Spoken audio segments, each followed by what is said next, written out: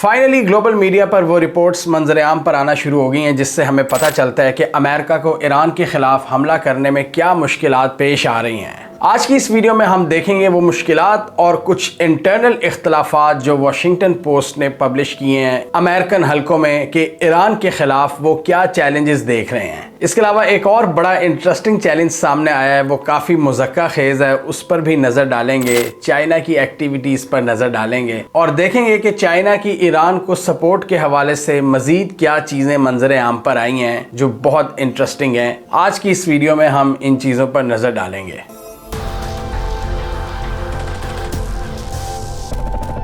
जैसा कि पहले हमने डिस्कस किया था कि इस बार ईरान को अनप्रेसिडेंटेड चैलेंज का सामना है अमेरिका की जानिब से और उसी हिसाब से उनकी तैयारियां भी हमें नज़र आती हैं। यानी जिस तरह वो अमेरिकन जीपीएस सिस्टम को डिच करके चाइना के बेडू सिस्टम पर शिफ्ट हो रहे हैं, चाइनीज़ टेक्नोलॉजी का इस्तेमाल कर रहे हैं, अपने मिसाइल प्रोग्राम को मज़ीद अपग्रेड कर रहे हैं और हर तरह से तैयार हो रहे हैं। और रिपोर्ट्स के मुताबिक इनके जो सुप्रीम लीडर हैं खमीनी, उन्होंने पूरा बैकअप प्लान तैयार किया हुआ है कि इवन अगर उनको असैसिनेट किया जाता है तो कौन सिस्टम चलाएगा। और अमेरिकन हलकों में भी ये बातचीत चल रही है कि अगर हमने ईरानियन टॉप लीडरशिप को फारिग कर दिया तो उसके बाद IRGC पूरे मुल्क का निज़ाम संभाल लेगी, जो एक और बड़ा चैलेंज साबित होगा। इस हवाले से ईरानियन आर्मी के कमांडर इन चीफ ने अपने तमाम टॉप फौजी अफसरों से खिताब किया है और उन्होंने कहा है कि अमेरिका इनविंसिबल नहीं है। ये बिल्कुल गलत सोच है कि इनको हराया नहीं जा सकता। इन्होंने 20-20 साल अफगानिस्तान और वियतनाम में मार खाई है और जिल्लत अमेज शिकस्त के बाद वहां से इनखला किया है और इनकी शिकस्त की दास्तानें हम सब के सामने हैं, लिहाजा इनको इनविंसिबल समझना छोड़ दें। और उन्होंने कहा कि ईरान को इतनी आसानी से निगला नहीं जा सकता।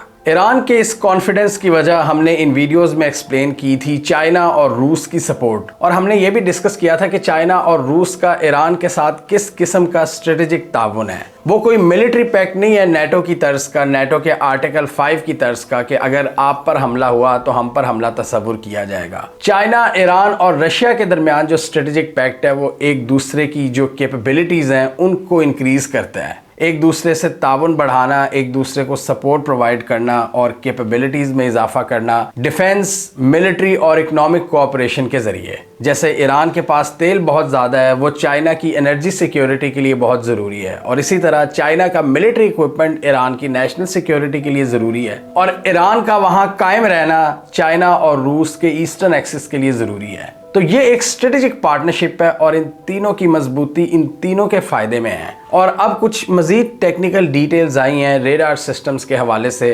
चाइना रिपोर्टेडली इनको YLC-8B रेडार सिस्टम्स प्रोवाइड कर रहा है जो कि F-35 फाइटर जेट्स और B-2 बॉम्बर्स को लॉन्ग रेंज से ट्रैक कर सकता है, यानी उन पर नज़र रख सकता है बहुत दूर से अगर वो ईरान की तरफ आ रहे हो। तो ये चाइना ने एक नई टेक्नोलॉजी इनको प्रोवाइड की है जो कि एक और एडिशन है चाइना की ईरान को सपोर्ट का।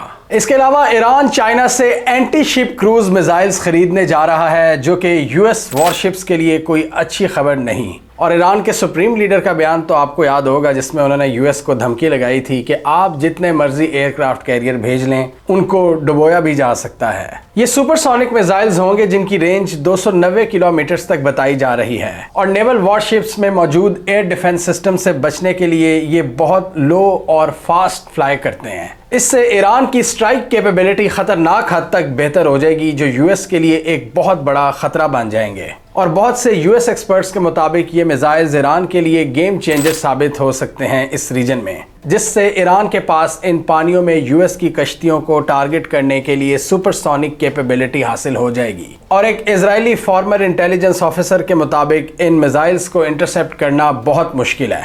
तो आप खुद अंदाज़ा लगाएं कि ये मिसाइल्स चाइना ईरान को इस स्टेज पर प्रोवाइड करने जा रहा है और ईरान भी चाहता है कि ये मिसाइल जल्द अज जल्द उनको हासिल हो जाएं। और इस डेवलपमेंट की वजह से US में एक खलबली मच चुकी है और बहुत से वॉर हॉक्स कह रहे हैं कि चाइना को इसकी कीमत अदा करनी होगी कि ये हमारे एडवर्सरी को वेपन्स क्यों सप्लाई कर रहे हैं, जबकि वो ये नहीं देखते कि वो खुद चाइना के पार्टनर्स के खिलाफ अपने पार्टनर्स को कितना ज़बरदस्त तरीके से आर्म कर रहे हैं जैसे कि इजराइल है। और वो खुलकर चाइनीज इंटरेस्ट के खिलाफ काम कर रहा है इस रीजन में। और चाइना जब अपने मफादात के तहफ़्फ़ुज़ में यहाँ कोई इकदाम उठाता है तो इससे इनकी नींदें हराम हो जाती हैं। यानी हम कर सकते हैं लेकिन चाइना नहीं। और इससे हमें यह भी पता चलता है कि किस तरह इस रीजन में चाइना और इजराइल एक दूसरे के ऑपोजिट साइड्स पर खड़े हुए हैं। स्ट्रेटेजिकली ये दोनों अलहदा हो चुके हैं और चाइना यहाँ हर मुमकिन कोशिश करेगा ईरान को बचाने की। चाइना डायरेक्टली जंगों में नहीं कूदता लेकिन वेपन डील जरूर करता है, जैसा कि उन्होंने पाकिस्तान के साथ बहुत सी आर्म डील्स की हुई हैं, जिससे इनके पार्टनर्स की मिलिट्री कैपेबिलिटीज में इजाफा होता है। चाइना ईरान को अपने बेल्ट एंड रोड इनिशिएटिव का एक अहम पार्ट समझता है, इसलिए उनका एक अहम स्ट्रेटेजिक शराकतदार है जिसमें military to military defence cooperation और इकोनॉमिक कोऑपरेशन शामिल हैं। और चाइना के मफाद में ये बिल्कुल भी नहीं होगा कि अगर ईरान का करंट सेटअप उल्ट जाता है, इसलिए चाइना और रूस हर मुमकिन मदद करेंगे एंड तक ईरान को बचाने की। और इस सिलसिले में इन तीनों की वॉरशिप्स भी मौजूद हैं इंडियन ओशन रीजन में, जो कि इनके साथ ज्वाइंट एक्सरसाइजेस भी करती रहती हैं। और अभी इत्तलात आई हैं कि बहरीन के पानियों में यूएस नेवल शिप्स ने अपनी पोजीशंस छोड़ दी हैं। और इसका सबसे पहले दुनिया को किसने बताया है? चाइना ने अपनी सैटेलाइट टेक्नोलॉजी की मदद से। और इस हवाले से अमेरिका की क्या पॉसिबल स्ट्रेटजी हो सकती है वो हम वीडियो के अगले पार्ट में देखेंगे। लेकिन सबसे पहले हम आते हैं अमेरिका के अपने अंदर एक इख्तलाफ के बारे में जो इस वक्त जन्म ले चुका है और वॉशिंगटन पोस्ट ने इसको कवर किया है। और उनके मुताबिक यूएस के जो टॉप मिलिट्री जनरल हैं, जो इनके chairman joint chief of staff हैं जनरल डैन केन, उन्होंने डोनाल्ड ट्रंप की इंतजामिया को वार्न कर दिया है ईरान पर हमले के हवाले से पोटेंशियल रिस्क्स। और उन्होंने अपने क्या खदशात का इजहार किया है वो हम अभी देखने जा रहे हैं। उन्होंने कहा कि ईरान के साथ जो जंग है वो एक बहुत कॉम्प्लिकेटेड सिचुएशन पैदा कर सकती है अमेरिका के लिए और हमारे एसेट्स के लिए। जनरल केन के मुताबिक ईरान के साथ ये लॉन्ग टर्म बैटल हमारे बहुत से असासों की तादाद को कॉम्प्रोमाइज़ कर सकती है। यानी लैक ऑफ क्रिटिकल म्यूनिशंस जो बमबारी करनी है डिफरेंट एसेट्स के जरिए, उनकी तादाद अभी इनको कन्फर्म नहीं है, जिसमें टॉम हॉक्स क्रूज मिसाइल्स हैं जो कि ये वॉरशिप से दाग सकते हैं, F-35 और दूसरे फाइटर जेट्स के मिसाइल्स हैं, दूसरे मिसाइल सिस्टम्स और बमबारी के लिए दूसरा जो सामान होता है वो उनके मुताबिक अभी कम है। और इसके अलावा उन्होंने ये भी कहा कि इस पूरे रीजन में पार्टनर्स की जानिब से हमें लैक ऑफ सपोर्ट का सामना है, यानी पूरी तरह से सपोर्ट नहीं है अरब ममालिक की। और ये तो हमने पहले भी देखा हुआ है कि यूएई, सऊदी अरब, कतर वगैरह ये सब कह रहे हैं कि हमारी सरजमीन इस्तेमाल नहीं होगी। जहाँ ये कह रहे हैं कि इनकी सरजमीन इस्तेमाल नहीं होगी, लेकिन हम देख रहे हैं कि यूएस मिलिट्री के बहुत से असासे भी इन्हीं मुल्कों में मौजूद हैं, कतर, बहरीन, यूएई, सऊदी अरब, जॉर्डन वगैरह में। लेकिन ये अरब ममालिक का एक अलमिया है कि उन्होंने अपनी जो डील्स हैं सारी वो भी अमेरिका के साथ की हुई हैं, लेकिन वो इस इलाके में जंग भी नहीं चाहते। उन सबको पता है कि अगर जंग हुई तो उनकी इकॉनमी तबाह हो जाएंगी, उनकी सारी जो ऑयल सप्लाईज हैं वो रस्ते ब्लॉक हो जाएंगे इनफाइनाइट पीरियड के लिए। और उन्होंने ये भी खबरदार किया है कि लॉन्ग टर्म बैटल की सूरत में ईरानियन रिटेलिएशन के जवाब में हमारे पास जो रिक्वायर्ड स्ट्राइक कैपेबिलिटी है उसमें कमी है। और उनके मुताबिक बहुत सा धमाका खेज मवाद जो कि मिसाइल सिस्टम्स में यूज होता है, एयर डिफेंस सिस्टम्स में यूज होता है, ये काफी हद तक स्ट्रेच हो चुका है हमारे दूसरे एलाइज को सपोर्ट करते करते इजराइल और यूक्रेन को। यानी उनको ही हमने इतना मिलिट्री असला दे दिया है कि हम अभी एक सस्टेन्ड एफर्ट के लिए पूरी तरह से तैयार नहीं हैं। और साथ ही उन्होंने ये भी कहा है कि उनको ईरान की जो रिटेलिएटरी कैंपेन है उसका भी आइडिया नहीं है कि वो कितनी लंबी और कितनी कॉम्प्लेक्स हो सकती है। और ईरान की इसी स्ट्रेंथ का हमने कई वीडियोस में जिक्र किया हुआ है, ईरान की डेप्थ की वजह से माउंटेनियस रीजन में जहाँ जहाँ पर इनके असासे हैं उनमें से बहुत से असासों का सैटेलाइट टेक्नोलॉजी भी पता नहीं लगा सकती कि वो कितने अंडरग्राउंड हैं और कहाँ कहाँ पर मौजूद हैं। उनको मेन फैसिलिटीज़ का तो पता है, लेकिन बहुत सी ऐसी जगह हैं जहाँ पर ये यूएस और इनके एलाइज भी नहीं जानते कि ईरान ने कहाँ कहाँ पर अपना सामान रखा हुआ है, जिसमें न्यूक्लियर स्टॉक पाइल है, जिसमें बैलिस्टिक मिसाइल प्रोग्राम के कंपोनेंट्स हैं, जिसमें दूसरा असलहा है। और इन रिपोर्ट्स के मुताबिक ये जनरल केन की प्राइमरी रिस्पॉन्सिबिलिटी है कि वो रेंज ऑफ मिलिट्री ऑप्शंस पर डोनाल्ड ट्रंप को ब्रीफिंग दें। और ये रिपोर्ट ये भी कहती है कि जहां जनरल केन वेनेजुएला के ऑपरेशन पर पूरी तरह से ऑन बोर्ड और एग्री थे, यहाँ पर वो रिलक्टेंट नजर आते हैं और उनको रिलक्टेंट वॉरियर का नाम दिया है ईरान के मामले पर। और ये वही जनरल हैं जिन्होंने उस वक्त ब्रीफिंग दी थी जब लास्ट ईयर इन्होंने B-2 बॉम्बर्स के जरिए ईरान पर बमबारी की थी। तो इस रिपोर्ट की जो समरी है वो हमें यही बताती है कि जनरल केन इस वक्त रिलक्टेंट नजर आते हैं और उनके मुताबिक यहाँ बहुत सी कॉम्प्लेक्स इक्वेशंस हैं, मामला बिगड़ सकते हैं और यहाँ पर रिस्क बहुत हाई है। और अमेरिकन कैजुअलिटीज का भी इनको डर है। जबकि डोनाल्ड ट्रंप के मुताबिक मीडिया पर पब्लिश होने वाली ये सारी रिपोर्ट्स फेक हैं, जिसमें जनरल केन इनको एहतियात का कह रहे हैं या रिस्क के बारे में बता रहे हैं। डोनाल्ड ट्रंप के मुताबिक ऐसा कुछ भी नहीं है। डोनाल्ड ट्रंप के मुताबिक जनरल केन को सिर्फ एक चीज का पता है और वो ये कि हाउ टू विन इट, कि इस जंग को किस तरह जीतना है। And he is the one who will be leading the pack, यानी जो हमारे पूरे ग्रुप को लीड करेगा वो यही बंदा होगा। और इन रिपोर्ट से ऐसा तासुर आ रहा है कि इस रीजन में यूएस की जो सेंटकॉम है, जिसके जनरल हैं ब्रैडली कूपर, इस वक्त डोनाल्ड ट्रंप उनसे ज्यादा एतमाद जनरल केन पर कर रहे हैं, जो इनके chairman joint chief of staff हैं, जिनका ऑफिस अमेरिका में है। उनसे ज्यादा मुलाकातें हो रही हैं ईरान पर ऑप्शंस के हवाले से। पिछले दिनों ईरान और यूएस के दरमियान बातचीत में एक चीज़ तो सामने आई है कि ईरान कह रहा है कि हम बहुत सी चीज़ों पर कॉम्प्रोमाइज़ करने के लिए तैयार हैं, लेकिन पहले सैंक्शंस में नरमी करनी होगी। हम बैलिस्टिक मिसाइल प्रोग्राम को कम नहीं करेंगे, हम न्यूक्लियर प्रोग्राम को कम कर सकते हैं, लेकिन उससे पहले सैंक्शंस में हमें नरमी करनी होगी। जबकि इसराइल की ये ख्वाहिश है कि ईरान पर अटैक करवाया जाए और अमेरिका फुल थ्रॉटल के साथ ईरान पर हमला कर दे। जबकि अमेरिकन्स ऑब्वियसली इस पूरे मामले को बड़ा डिटेल में पढ़ना चाहते हैं, चाहे उनकी सिविलियन लीडरशिप हो या मिलिट्री लीडरशिप हो। जबकि कुछ वॉर हॉक्स हैं जो ये भी लॉबिंग कर रहे हैं कि इन पर हमला जल्द से जल्द हो, जैसा कि लिंडसे ग्राहम वगैरह जैसे लोग हैं, वो ये चाहते हैं कि ईरान पर हमला हो जाए। जबकि डोनाल्ड ट्रंप की अपनी अप्रोच का हमें पता है, वो तो पहले यही कहते थे कि हमें जंगों में नहीं पड़ना, हमने कोई नई जंग शुरू नहीं करनी। और अब जो मीडिया पर रिपोर्ट्स आ रही हैं उनसे ये तासुर मिलता है कि डोनाल्ड ट्रंप जंग चाहते हैं और उनके जनरल्स जंग नहीं चाहते।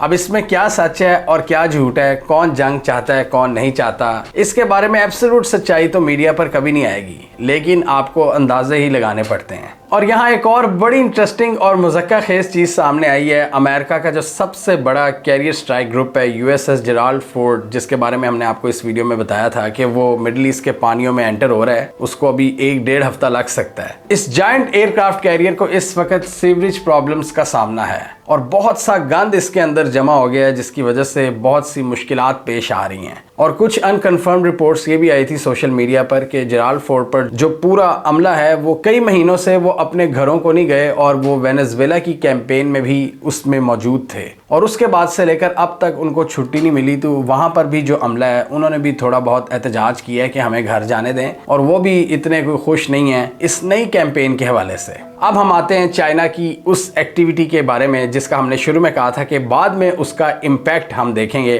कि सबसे पहले ये चाइना ने रिवील किया है कि बहरीन से यूएस की जो बहुत सी नेवल शिप्स हैं वो मूव कर गई हैं, यानी डिस्पर्स हो गई हैं। यानी बहरीन में वो नेवल बेसिस जो कि यूएस नेवी की 5th फ्लीट का गढ़ है, उनकी बर्थें इस वक्त खाली हो चुकी हैं। इसका क्या पॉसिबल मतलब हो सकता है? मैंने बहुत से एक्सपर्ट्स की ओपिनियन यहाँ पर देखी हैं और यहाँ पर 1-2 किस्म की राय सामने आ रही है। एक तो ये कि ये यूएस ने पैगाम दे दिया है कि जंग से पहले वो डिस्पर्स होने जा रहे हैं, और नेवल डॉक्ट्रिन में ये चीज़ बहुत इंपॉर्टेंट होती है कि हमला करने से पहले आप दुश्मन के लिए एक सिटिंग डक नहीं होते, एक जगह पर आपकी कंसंट्रेशन नहीं होती, आप पहले डिस्पर्स होते हो। और आजकल के मॉडर्न दौर में जब दुश्मन आपको सैटेलाइट के जरिए भी देख रहा है, उसके लिए भी डिस्पर्समेंट स्ट्रेटजी बड़ी ज़रूरी होती है, ताकि दुश्मन कंफ्यूज हो जाए कि आपकी वॉरशिप्स कहाँ पर है और किस शिप की क्या पोजीशन है। लेकिन रिपोर्टेडली चाइना ने अभी तक इनकी एक एक कश्ती पर नज़र रखी हुई है पर्शियन गल्फ में, और ईरान को सारी इंफॉर्मेशन वो प्रोवाइड कर रहे हैं, जिससे ईरान के लिए मज़ीद आसानी हो रही है अपनी स्ट्रेटजी बनाने में।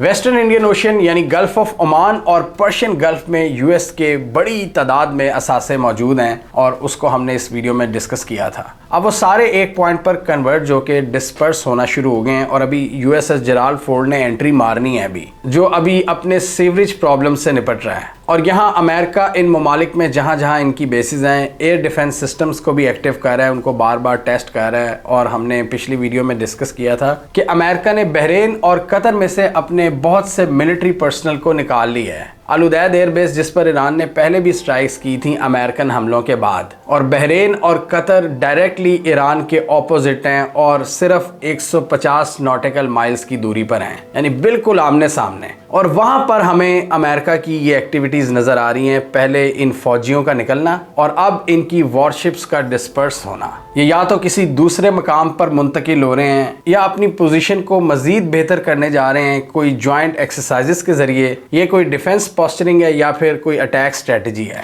और मोस्ट लाइकली ये एक अटैक स्ट्रेटजी ही है जिसकी वजह से अब ये मूव्स ले रहे हैं। और ईरान ने अपने दूसरे रीजनल पार्टनर्स के साथ भी राब्ते शुरू कर दिए हैं। इराक में जो इनके सपोर्टेड ग्रुप्स हैं, इस्लामिक रेजिस्टेंस ग्रुप्स हों या इस रीजन में हिजबुल्लाह की प्रेजेंस, उनसे भी राब्ते बढ़ना शुरू हो गए हैं। और इजरायली मीडिया इस हवाले से लिख रहा है कि ईरान एक बार फिर अपने एक्सिस ऑफ रेजिस्टेंस को एक्टिवेट करने जा रहा है, जो बड़े बड़े नुकसानात से दोचार हुआ था इजरायली स्ट्राइक्स के बाद आज से तकरीबन 1.5 साल पहले। और इस जंग की सूरत हाल में वो एक बार फिर पूरी तरह से एक्टिव हो सकते हैं। और हमने ये भी देखा था कि स्टीव विटकॉफ एक इंटरव्यू में ये बता रहे थे, डोनाल्ड ट्रंप का पैगाम दे रहे थे कि ईरान अभी तक इतने बड़े मिलिट्री बिल्डअप के नतीजे में डरा क्यों नहीं है, वो पीछे क्यों नहीं हट रहे और हमारे पास आके प्लान क्यों नहीं प्रेजेंट कर रहे कि हम ये करने को तैयार हैं। जबकि ईरान की तरफ देखें तो वो तो पूरी तरह से तैयारी पर लगे हुए हैं। वो तो कह रहे हैं कि हम बातचीत के लिए भी तैयार हैं और आपकी कश्तियां डुबोने के लिए भी तैयार हैं, यानी हर ऑप्शन को हम एक्सरसाइज करने के लिए तैयार हैं। आप क्या मूव लेते हैं ये उस पर डिपेंड करता है, बॉल अब आपकी कोर्ट में है।